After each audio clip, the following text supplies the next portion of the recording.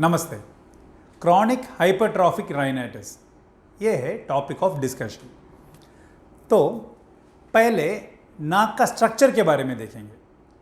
नाक का स्ट्रक्चर ऐसा है कि दोनों साइड में ऐसा शेल्फ लाइक स्ट्रक्चर्स है। ये है टर्बिनेट्स। तो अंदर देखेंगे, साइड व्यू देखेंगे, ऐसा रहेगा। ये turbinates, inferior turbinate, middle turbinate, superior turbinate. इसका कैरेक्टरिस्टिक नहीं तो प्रॉपर्टी ऐसा है कि वो एरेक्टाइल टिश्यू है टर्बिनेट्स, मेनली द इंफीरियर टर्बिनेट। ये छोटा होना और बड़ा होने का प्रॉपर्टी है, छोटा बड़ा और छोटा हो सकता है। तो एक दिन में 4 घंटे से ज़्यादा और 8 से 12 घंटे से कम टाइम में वो बड़ा रहता है एक साइड में, और दूसरा साइड साइज कम रहता है, ये साइड में साइज ज़्यादा रहता है। ऐसे ऑल्टरनेट करता रहेगा। ये नॉर्मल फंक्शन है नाक का। इसका ये प्रॉपर्टी के कारण नाक का जो भी नॉर्मल फंक्शन है वो टर्मिनेट्स करता है। तो नाक का नॉर्मल फंक्शन क्या क्या है ये समझने के लिए मेरा खुद का video doctor Zakir Hussain ENT ने functions of nose and sinuses डालो, आपको समझ में आएगा। अभी ये टर्मिनेट जो है इसका नॉर्मल फंक्शन ऐसा है। तो ये कंडीशन में क्रॉनिक हाइपरट्रॉफिक राइनाइटिस में पेशेंट का कंप्लेन ये रहेगा कि नाक बंद है, नाक से पानी थोड़ा बह रहा है। ये कंप्लेन इसलिए है, ऐसा शुरू होता है कि पहले उसको एक जुकाम रहेगा, वो 5 नहीं तो 7 दिन रह गया। उसके बाद भी वो नॉर्मल हो नहीं पाता, उसको ये कंप्लेन रहता है, कंटिन्यू रहता है, नाक बंद और नाक से थोड़ा पानी बहना। नाक बंद सबसे ज़्यादा रात में रहता है। एलर्जी का कुछ भी हिस्ट्री नहीं रहेगा और वैसोमोटर राइनाइटिस का हिस्ट्री नहीं रहेगा। वैसोमोटर राइनाइटिस मतलब जैसा एनवायरनमेंट चेंज होगा ऐसे नाक में टर्बिनेट्स भी चेंज होना चाहिए। तो जब ये दोनों मैच नहीं कर रहा है तो एनवायरमेंटल चेंज के द्वारा जब होता है तो नाक का म्यूकोसा नहीं तो टर्बिनेट चेंज नहीं होता, वो है वैसोमोटर राइनाइटिस। और साइनसाइटिस का कुछ भी प्रॉब्लम नहीं होता, और पेशेंट को साइनसाइटिस का प्रॉब्लम नहीं रहेगा। और दूसरा साइनस का, नाक का स्पेसिफिक कुछ बीमारी नहीं रहेगा, सिर्फ नाक में ये टर्बिनेट्स बड़ा रहेगा। ये उनका मेन कंप्लेंट। तो पेशेंट का कंप्लेंट जैसा मैंने बताया था, नाक बंद होता है, ज़्यादा देर रात में है और नाक से पानी थोड़ा सा बहेगा। हिस्ट्री एलर्जिक राइनाइटिस का कुछ हिस्ट्री नहीं रहेगा। नाक में एंडोस्कोपी करके देखेंगे तो नाक का टर्बिनेट जो है नॉर्मली एक शाइनिंग अपीयरेंस रहना चाहिए। तो ये कंडीशन में क्रॉनिक हाइपरट्रॉफिक राइनाइटिस में वो शाइनिंग अपीयरेंस नहीं रहेगा और इंफीरियर टर्बिनेट का साइज बड़ा रहेगा और थोड़ा शेपलेस जैसा रहेगा, स्पेशली पोस्टीरियर पार्ट में। मलबरी शेप्ड, उसका कंपैरिजन जो है मलबरी शेप्ड इंफीरियर टर्बिनेट रहेगा। तो नॉर्मल इंफीरियर टर्बिनेट में आपको एक एंडोस्कोपी करके बताता हूँ। ये नॉर्मल इंफीरियर टर्बिनेट ये जो है, तो ये और एक शाइनिंग अपीयरेंस आपको दिख रहा है, शाइनिंग अपीयरेंस और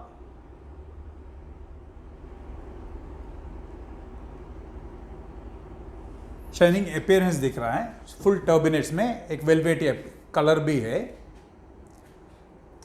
ये नॉर्मल पेशेंट है। तो ऐसा जब क्रॉनिक हाइपरट्रॉफिक राइनाइटिक पेशेंट आता है, वो टेस्ट करने के लिए हम क्या करते हैं कि ये टर्बिनेट्स मेन प्रॉब्लमेटिक है, उसका साइज बड़ा हुआ है, वो छोटा नहीं हो रहा है, यही तो प्रॉब्लम है। तो ये साइज वेरिएशन है क्या नहीं देखने के लिए हम नाक में एक डीकंजेशन टेस्ट करेंगे। मतलब एक दवा रखेंगे, कॉटनॉइड में मेडिसिन रखेंगे। ये कॉटनॉइड में मेडिसिन डालेंगे और हर नेसल कैविटी, हर साइड, ये साइड में 3 कॉटनॉइड रखेंगे दवा के साथ और दूसरा साइड में भी 3 कॉटनॉइड रखेंगे दवा के साथ। तो नॉर्मली ये टर्बिनेट जो है ये दवा रखने के कारण साइज छोटा होना चाहिए। अगर जो क्रॉनिक हाइपरट्रॉफिक राइनाइटिस है तो इसमें ये दवा का असर कम रहेगा, वो ज़्यादा छोटा नहीं होगा, कम डिफरेंस ही रहेगा और टर्बिनेट का साइज वैसा ही बड़ा ही रहेगा और एंडोस्कोपी के टाइम में वो शाइनिंग अपीयरेंस नहीं रहेगा। तो डायग्नोसिस हो गया है क्लिनिकली।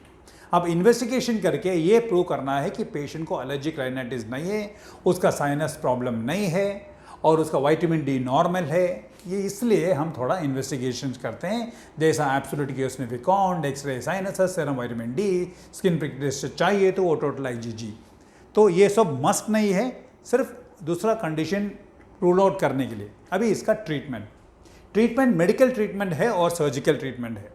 मेडिकल ट्रीटमेंट पहले ट्राई करेंगे कि उसको पहले नेसल वॉश एडवाइस करेंगे, एक दिन में 3 बार। नेसल वॉश में सोडियम क्लोराइड है, नमक है और सोडियम बाइकार्बोनेट है, तो दिन में 3 बार यूज़ करना है, सुबह में, दोपहर में, रात में। ये कैसा यूज़ करना है, इसका प्रॉपर टेक्निक क्या है आपको समझ में आना है। आपको समझना है तो मेरा खुद का video doctor Zakir Hussain ENT नेसल वॉश करके डाल दो, यूट्यूब में आपको मिल जाएगा। और नेसल स्प्रे यूज़ करना है अडल्ट में, 2 पफ ये साइड में, 2 पफ ये साइड में, सुबह में, रात में यूज़ करना है।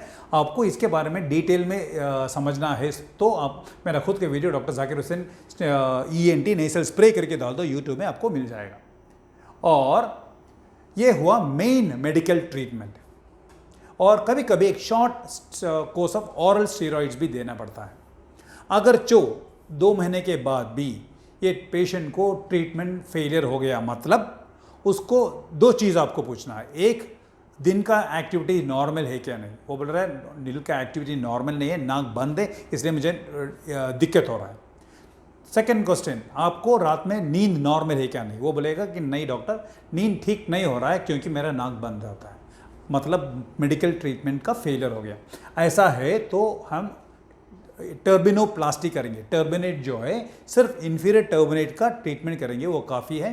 तो इन्फीरियर टर्बिनेट का साइज छोटा करना है ऑपरेशन करके, वो है टर्बिनोप्लास्टी। तो ऑपरेशन अप्रॉक्सीमेटली टाइमिंग जो है 15 मिनट से 30 मिनट के अंदर वो सर्जरी हो जाएगा।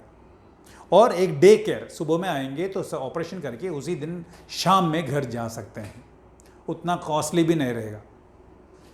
तो टर्बिनोप्लास्टी करके नॉर्मलाइज कर सकते हैं। टर्बिनोप्लास्टी करने के बाद भी आपको स्टीरॉयड नेसल स्प्रे, नेसल वॉश यूज़ करना है कंटिन्यूस, जब तक हम बोलेंगे तब तक।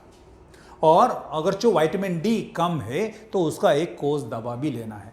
ऐसा क्रॉनिक हाइपरट्रॉफिक राइनाइटिस मैनेज किया जाता है। और डिफरेंट टाइप्स ऑफ टर्बिनोप्लास्टी है, आपको डिफरेंट टेक्निक्स ऑफ टर्बिनोप्लास्टी क्या क्या है आपको समझना है तो मेरा खुद का video doctor Zakir Hussain ENT टर्बिनोप्लास्टी करके एंटर करो, मिल जाएगा। शुक्रिया।